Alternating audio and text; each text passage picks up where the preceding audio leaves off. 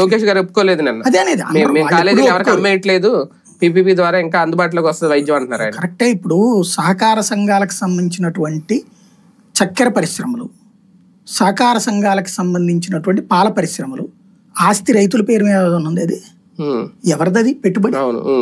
రైతుల పెట్టుబడితో పెట్టినయ్యి. ప్రభుత్వం ఏమైనా ప్రోత్సాహకాలు ఇచ్చింది, అంతేగాని పెట్టుబడి అంతా ఎవరిది? రైతులదే కదా.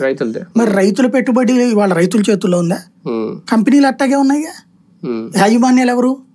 ప్రైవేటు. అప్పుడు కూడా ఇలాగే దబా ఇచ్చారు.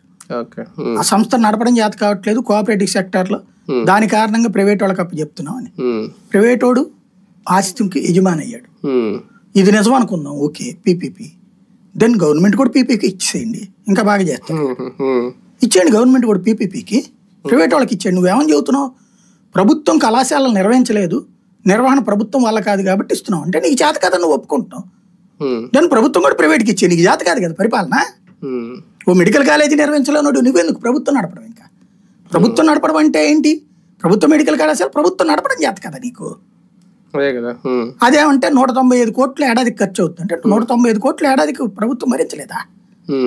లేదు, దానికి జగన్ ఒక ఆప్షన్ చూపెట్టాడు, ఫాలో అవు నువ్వు.